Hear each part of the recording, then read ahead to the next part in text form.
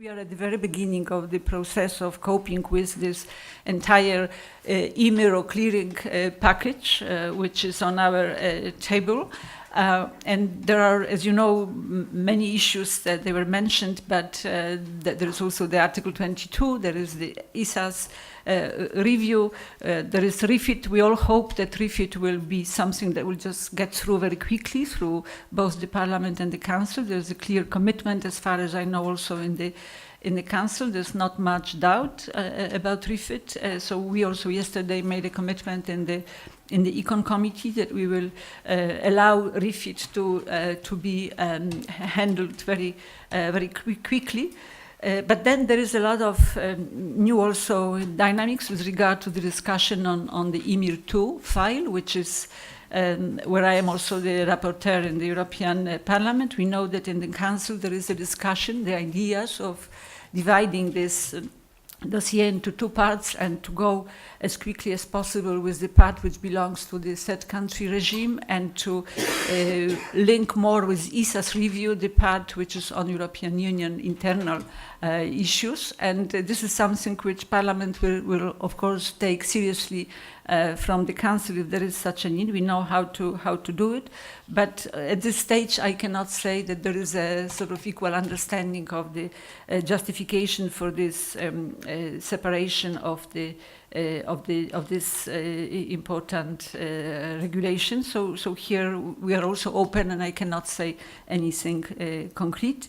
But I also think that the fact that there are so many issues on the agenda at the same time, that makes it also more difficult for us. We know that there are links. We have to cooperate both between the institutions and also within the European Parliament, between the different people who handle those individual dossiers. But we also are committed, I think, not to allow ourselves, because of this complexity of the different dossiers, not allow ourselves to be stuck by others. So I hope that this the awareness that there is soon the new elections, the European Parliament will make us also work quickly on also on this part of EMIR, whether it will be 2 EMIRs 2 or whether it will be 1 EMIR 2, we will do it on time.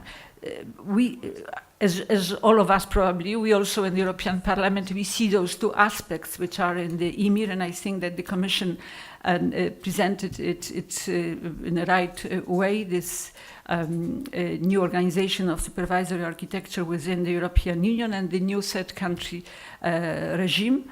And I also share the view of those in the Council that believe that the new third country regime is extremely important, that we go fast with this, not only because of Brexit on the horizon, but also because of other partners that we have to take into account. I'm thinking here of US as well. But there are also arguments which I could use, that a single supervisor for third country has to be matched, I think, by a strong supervisor at home. So totally separating those two dossiers might also have some weaknesses.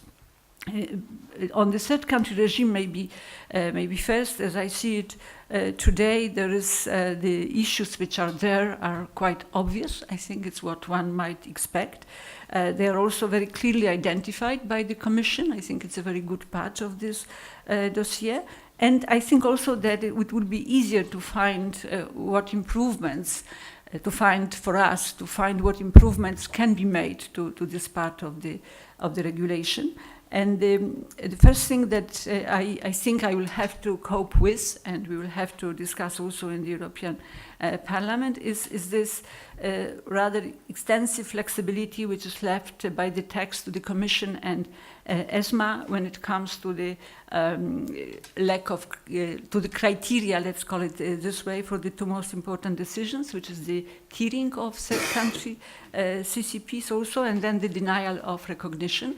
I think that there is quite a big space left for this flexibility to decide. That's why there will be an effort, I'm sure, in the Parliament to be much more clearer on criteria that we believe should provide certainty to third countries. For example, for the US, that Mr. Carlo already expressed his views on some of the issues related to this dossier. they will want to know to which category their CCPs will fall into. So the first thing to do in this context will be, of course, to specify these criteria. And I think these criteria should be in the level 1 text, in the text itself. And then when it comes to the analysis of the need to have, to deny recognition based on significance, I think when I think of the criteria there, I think we should start with the same elements of reflection as for designating the CCP as tier 2. So I think there should be, what we should take into account in both situations is certainly the size, the interconnectedness, the clearing membership structure also of the CCP under consideration. Maybe we could consider, that's why I'm saying those things, they are not yet decided, neither. It's just for reflection. We'll be very happy if in the course of also our future meetings, as you are coming also to the Parliament, if you could pick up some of those the questions or dilemmas that I still have and maybe express your views as well. So I think in addition to this, we should probably could conduct some kind of impact assessment of the denial of recognition, where we could also take into account the costs of the decision and also to take into account the presence of a substitutable CCPs in the European unions that could conduct the same activity or as the one that is being denied the recognition. So I think there would be also a lot of merit, I think, in carrying out all this assessment on a clearing service basis, not for the whole CCP. That's also a question, what is a better solution, because that would allow really to target the decisions to the types of activities that might require it, for instance, repos or some types of forwards. Then the next thing is, of course, procedure for determining the criteria. I think we should also look into this issue. There is a delegated act proposed by the Commission, but there might be also the possibility of reaching rather to RTS. That allows for broader consultation, but then immediately comes the cost of it, which is more lengthy, might be more lengthy procedure. So again, there is this. There are pros and cons for every solution. Then also the one word that I believe that the procedure for the recognition of third country CCPs is also cumbersome. So we have to look into it, whether it can be somehow simpler and taking less time. Then what I also think one could consider, and it's again a question to you, also to investigate the dynamic of categories. We can have a tier 1 CCP to be reclassified as tier 2 if it extends its activities, if it becomes significant, but we can also, so what should be the procedure, what should be time frame for this, but we can also have it the other way around, that a tier 2 CCP could also lose business and could also stop to be significant. So on this we don't know practically anything, and maybe those things do not happen. It's up to you to also tell me one day. And still about the procedure, this procedure for denial of recognition, it is an implementing act by the Commission today based on a non-binding recommendation coming from ESMA. It looks like it's a good procedure when you look at it, because that would allow probably to avoid politicization of the process and opening a Pandora box with a lot of other comments coming from all sides of the process. But it might be also for some member states difficult to accept politically. So we also have to take this into account and see whether what is proposed in the text is it enough. I don't know what the Parliament will be saying on this, but in this area I also expect that there will be some discussions in the European Parliament.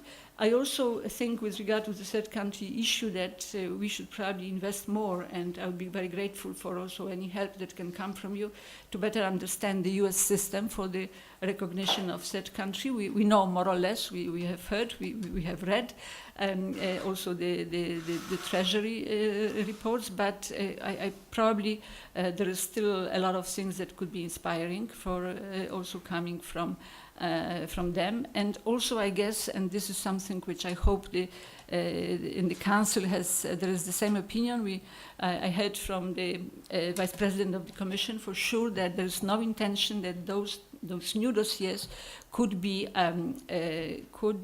call into question the equivalence decisions that have been already made. So this is something which I understand this regulation will not enter into what is already decided, which is we have heard some concerns coming from some third countries or some CCPs even from non-EU European countries. So I think that this is also important to bear in mind, that this is not about also opening this idea. And a few words on the second issue, which is a bigger challenge, which is the EU, within the EU. And here I think we see as the major challenge for us is to bring more clarity, to streamline also the whole process. And we are, with the Commission proposal, basically halfway through between the European level supervision and national supervision. So this proposal takes us towards the EU level supervision, but we are, as I said, just halfway through. There is more European approach in this. There is the binding consent of ESMA to supervisory decision, but there are still all draft decisions have to be prepared by national authorities. So we are in the middle of this Europeanization of the system, and that of course leads to more complexities than might be needed if we had a truly European approach one day. So I see also that it will be important for most of us probably in the Parliament to have a more European approach whenever we can reach it, of course, today.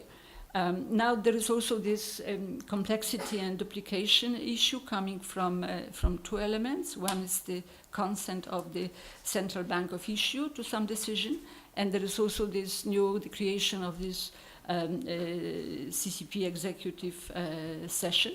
I think there will be this whole area of the role of central banks will be something that will require more maybe reflection or in-depth reflection, because we know that we need the expertise of central banks when it comes to CCPs, because CCPs are specific entities that are to be supervised in a quasi-prudential way.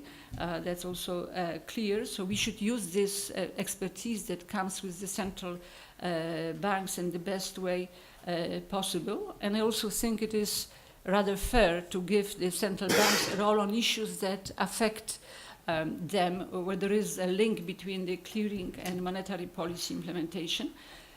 However, there are also issues which are not related to monetary policy implementation, so we should not probably give powers to central banks over capital market related issues, which rather should be matter of the supervisor, which is what is proposed is ESMA. I also think that the Commission has done a very good job in clearly identifying all those areas where the central bank of issues should have a say, and there is a clear list of those issues.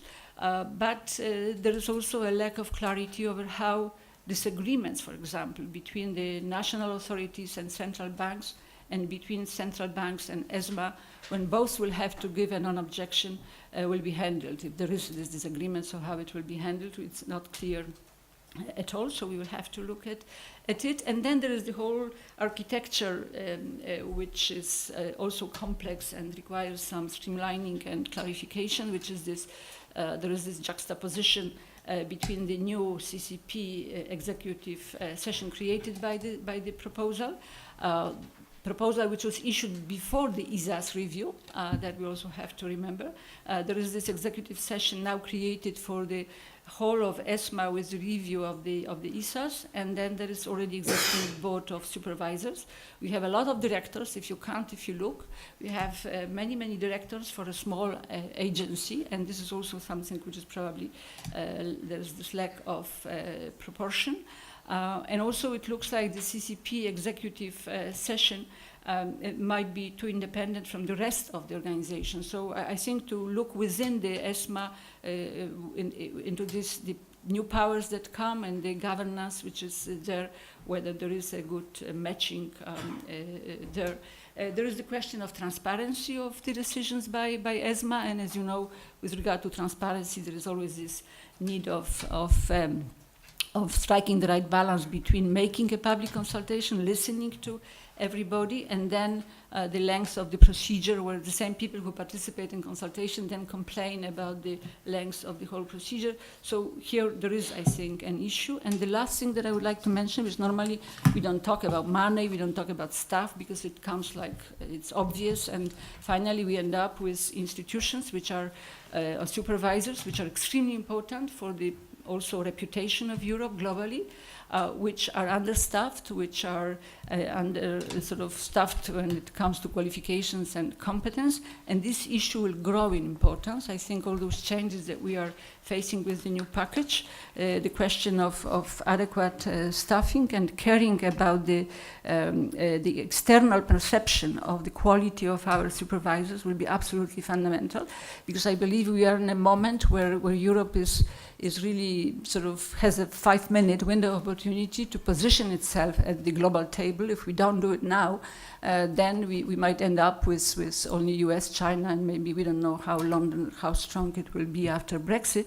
But Europe might be with our regional hubs, just stay introverted and just a continental, with continental currency. And this is something which would go against everything that is our interest. So we have to care about this as well. Thank you.